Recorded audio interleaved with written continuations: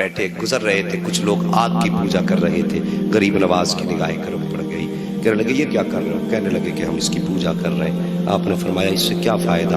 کہا ہم اس کی پوجا اس لیے کر رہے ہیں تاکہ مرنے کے بعد یہ ہمیں نہ جلائے، مرنے کے بعد یہ ہمیں نہ جلائے۔ کہا کتنے دن ہو گئے؟ کوئی کہنے لگا 40 سال ہو گئے، کوئی بولا 60 سال ہو گئے۔ کہا ذرا اس میں ہاتھ رکھ کے دکھانا۔ جب ہاتھ رکھنے کی باری آئی تو کس میں ہمت تھی؟ کسی میں ہمت نہیں تھی۔ آپ نے اپنے پیر کی جوتی نکالی اور نکال کے بولے لو معین الدین کا بدن تو الگ بات ہے، اگر اس میں ہمت ہو تو میرے پیر کی جوتی جلا کے دکھا دے، میرے پیر کی جوتی جلا کے دکھا دے۔ آگ کے انگارے تیز تھے، بہکتی رہی دہکتی رہی، لیکن غریب نواز کی جوتی تھی، ہمت تھی، آگ چھو دیتی اسے۔ جتنی جگہ پہ رکھی تھی خدا کی قسم اس جگہ کو گلزار بنا دیا گیا تھا۔ کافی دیر کے بعد غریب نواز نے یوں ہاتھ ڈالا، جوتی نکال کے باہر رکھ دی۔ جیسی آپ نے باہر نکالی، لوگ کہنے لگے بابا تم تو کافی زمانے سے پوجتے ہو گئے اس آگ کو جو اس نے تمہیں نہیں جلایا ہے۔ غریب نواز فرماتے ہیں میں اس کی عبادت نہیں کرتا۔ کہا پھر کس کی عبادت کرتے ہو؟ کہ میں اس کی عبادت کرتا ہوں جس نے آگ کو پیدا کیا ہے، نظام کائنات کو بنایا ہے۔ یہ کہہ کے جب جانے لگے لوگوں نے قدم پکڑے، کہنے لگے بابا صرف کرامت دکھا کے نہ جا، ہاتھ بڑھا کے دامن میں لے کے ہمیں بھی خدا کا بنا کے چلا جا۔ اللہ اکبر، یہ شان غریب نواز کی ہے،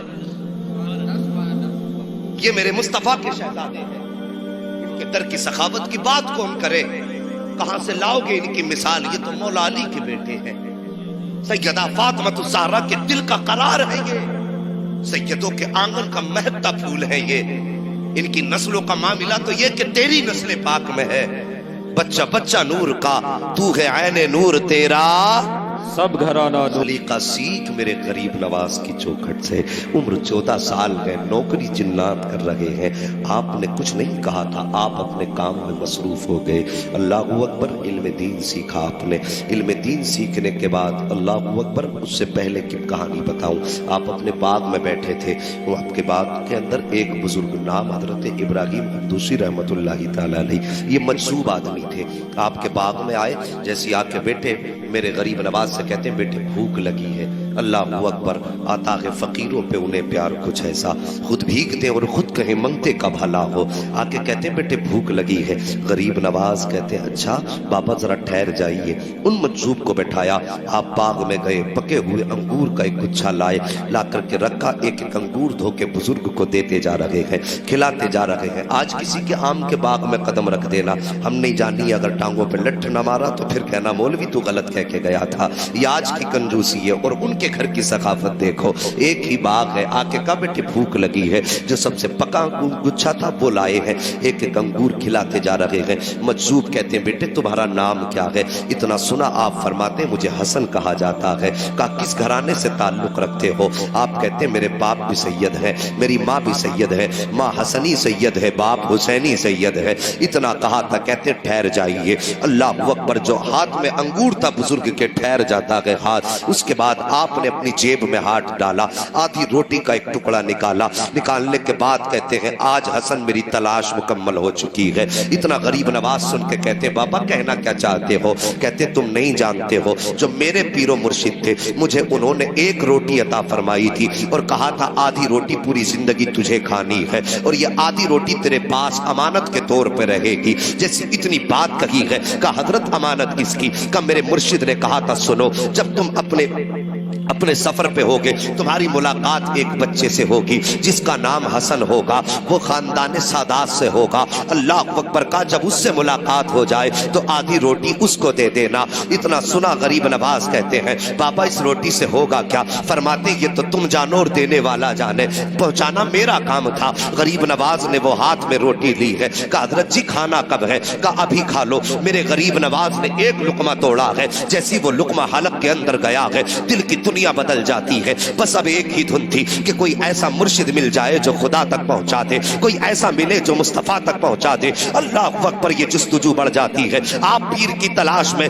نیشا پور کی سرزمین پر پہنچے ہیں، وہاں پہ حضرت خواجہ عثمان ہرونی رحمت اللہ تعالیٰ علیہ، جن کو خواجہ عثمان ہارونی کہا جاتا ہے، آپ کی بارگاہ میں پہنچ جاتے ہیں۔ جانے کے بعد ہاتھ میں ہاتھ دیا ہے، مرید ہوئے ہیں، اب پیر و مرشد نے بیٹھایا ہے، آپ کو عمل کرائے جا رہے ہیں۔ فرمایا بیٹے ذرا بیٹھو تو सही। गरीब नवाज बैठे हैं, आपको कुछ वजीफा बताया गया। बेटे मोइन का जी का जरा देखो तो सही, ऊपर क्या नजर आ रहा है? कहने लगे हजरत जी एक आसमान दिखाई दे रहा है। नीचे देखो क्या दिखाई दे रहा है? हुजूर जमीन दिखाई दे रही है। फरमाया ये और पढ़ो। आपने पढ़ना शुरू किया। फरमाया अब बता अब क्या दिखाई दे रहा है? जब निगाह डाली कहने लगे हजरत तहतुस्सरा नजर आ गया। कहा ऊपर देखो। जब ऊपर देखा तो मुस्कुरा के कहते हैं अब तो अर्श मुअल्ला नजर आ गया है। अल्लाह अकबर। ये तरबियत मुर्शिद ने की, ये तालीम मुर्शिद की, ऐसे तरबियत की। और जब तालीम और तरबियत मुकम्मल हो गई कहने लगे चलो अब रब की बारगाह में चलते हैं। अल्लाह अकबर। इतना सस्ता नहीं है मेरा गरीब नवाज जितना लोगों ने समझ रखा है। बड़ी शान वाले हैं, अजीम रुतबा ख्वाजा गरीब नवाज का है। मुर्शिद ने कहा था बेटे चलो अब हरम शरीफ चलते हैं। काबा शरीफ में गए, मीज़ाब रहमत के नीचे खड़े हुए और मुर्शिद ने यूं हाथ उठाए और कहा या अल्लाह मेरे हसन को कबूल फरमा ले, या अल्लाह मेरे हसन को कबूल फरमा। जैसे ख्वाजा उस्मान हारून ने इतनी बात कही थी, आवाज आई थी, हमने हसन को कबूल भी फरमा लिया है, अपने वलियों की लिस्ट में इसका नाम तहरीर भी फरमा दिया है। ये मकबूलियत मिली वहां से। फिर मुर्शिद ने क्या कहा? मुर्शिद कहने लगे बेटे यहाँ मकबूलियत की सनद मिल गई है, अब मोहर मदीने लगी। आपने अपने मुईन का हाथ थामा है, सफर करते करते मुस्तफ़ा के मदीने आए हैं। और जब आए हैं ना, मुर्शिद ने कहा था बेटे मुस्तफ़ा को सलाम करो। मेरे गरीब नवाज ने कहा अस्सलातु वस्सलाम अलैका या, आप भी कह दो अस्सलातु वस्सलाम अलैका या रसूल अल्लाह। इतना कहा है या रसूल अल्लाह। अल्लाह अकबर। गुंबद खजरा से आवाज आई है वालेकुम या शेखुल अख्ताब। ये जुमला मेरे नबी ने फरमाया है। अल्लाह अकबर। मुर्शिद ने आगे बढ़ करके गरीब नवाज की पेशानी चूमी और फरमाया बेटे मुबारक हो, यहाँ से कुतबियत की डिग्री अता कर दी गई है। अल्लाह अकबर। सरकार गरीब नवाज ने 2 साल तक, आज लोग कह दिया करते हैं कि साहब फकीरों की लाइन अलग होती है, वलियों की लाइन अलग होती है, मौलवियों की लाइन अलग होती है। ये जागिर है, नादान है, लोग गवार है जो सीधी सादी कौम को धोखे में डाल लगे हैं। मेरे गरीब नवाज के पास इल्म नहीं, ऐसा नहीं। गरीब नवाज ने 2 साल तक मुस्तफा के मदीने में बैठ करके हदीस का दर्स दिया है। 2 साल तक बैठ करके हदीस पढ़ाई है गरीब नवाज ने, 2 साल तक पढ़ाया। आप वापस आ गए अपने मुर्शिद की बारगाह में। जब वापस मुर्शिद की बारगाह में आए, कुछ दिन के बाद मुस्तफा के मदीने से बुलावा आया। तवज्जो करना, पहले मुर्शिद के साथ गए थे, अब आका ने फरमाया मोइन हमसे मिलने के लिए आओ। अल्लाह मोइन हमसे मिलने के लिए आओ। इतना सुनना था, आपने पैदल सफर शुरू किया, मुस्तफा के मदीने पहुंचे हैं। जाके मस्जिद नबवी में बैठ जाते हैं जहां पर और भी खादिम बैठे हुए थे। जब जाकर के बैठे, अंदर से मुस्तफा के मजार से आवाज आई कि मोइन को अंदर भेजा जाए, मोइन को अंदर भेजा जाए। जो खादिम थे वो दौड़ करके आए, कहते अइनल मोइन, मोइन कहाँ है, मोइन कहाँ है? मुस्तफा बुला रहे हैं। जैसे इतना कहा था, वहां पे 10 से ज्यादा मोइन नाम के लोग थे। कोई कहता था मैं मोइन हूं, कोई कहता था मैं मोइन हूं, कोई कहता था मैं मोइन हूं। खादिम वापस पलटा, जाके मजार शरीफ पे अर्ज करता है या रसूल अल्लाह, जैसी मैंने मोइन कह के पुकारा है, वहां पे तो 10 खड़े हो गए। कोई कहता कि मैं मोइन हूं, कोई कहता कि मैं मोइन हूं। आका बताइए किस मोइन को बुला रखे हैं? जैसी इतना कहा था, आवाज आई थी हमने मोइनुद्दीन चिश्ती को बुलाया है। अल्लाह अकबर। इतना सुना है, गरीब नवाज ने दौड़ लगाई है। और आज आप जहां पर देखते हैं मवाज शरीफ बना हुआ है, वहां पर जाकर के गरीब नवाज के कदम ठहर जाते हैं। अंदर जाने की हिम्मत नहीं होती है। अंदर से आवाज आती है ए मोइन ठहर क्यों गए हो, अंदर आ जाओ। जैसी गरीब नवाज ने मजार के अंदर कदम रखा है, क्या देखते हैं? सामने सिर्फ कब्र अनवर न थी, बल्कि सारे पर्दे हट चुके थे। सामने मदीने वाले मुस्तफा खड़े होकर के मुस्कुरा रहे।